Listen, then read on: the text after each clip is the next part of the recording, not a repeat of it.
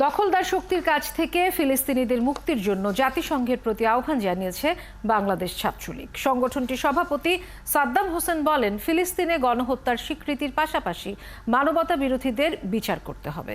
ঢাকা বিশ্ববিদ্যালয়ের রাজু ভাস্কর্যের সামনে বিক্ষোভ সমাবেশে এসব কথা বলেন তিনি। আরও জানাচ্ছেন সাজিদ সরকার।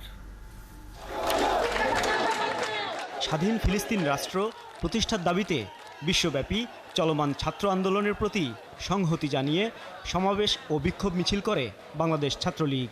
সকালে ঢাকা বিশ্ববিদ্যালয়ের মধুর ক্যান্টিনে ঢাকা বিশ্ববিদ্যালয় ছাত্রলীগ সহ বিভিন্ন ইউনিটের নেতাকর্মীরা জড়ো হতে থাকেন।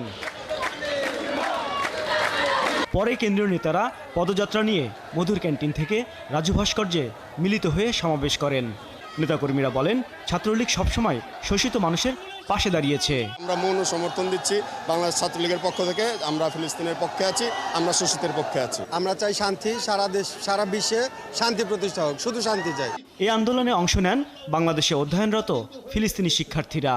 এ সময় বাংলাদেশের এমন সহমর্মিতাকে স্বাগত জানান তারা, প্রকাশ করেন কৃতজ্ঞতা। I want to say thank you to the Bangladeshi Student League for standing on this. I will thank the Student League at Bangladesh for this movement and also the government by Sheikh Hasina. Chhatra League নেতারা বলেন, মানবতা বিরোধী সকল অপশক্তির বিরুদ্ধে মাঠে থাকবে ছাত্রলীগ। অবিলম্বে যুদ্ধবিরতি চাই এবং জাতিসংঘ এবং আমাদের নিরাপত্তা পরিষদের জরুরি প্রস্তাবের ভিত্তিতে আগ্রাসনবাদী শক্তি প্যালেস্টাইনের মানচিত্র যতটুকু দখল করেছে, সেই দখলদার শক্তির কাছ থেকে আমরা প্যালেস্টাইনের নিরাপত্তা চাই, নিশ্চয়তা চাই। সারা বিশ্বে শান্তি বিরাজে শেখ হাসিনার যে মডেল, সেটিকে গ্রহণ করার জন্য আমরা বিশ্ব নেতৃবৃন্দের প্রতি আজকে আমাদের এই বাঁধ ভাঙা জোয়ারের উচ্ছ্বাস থেকে আহ্বান জানাচ্ছি।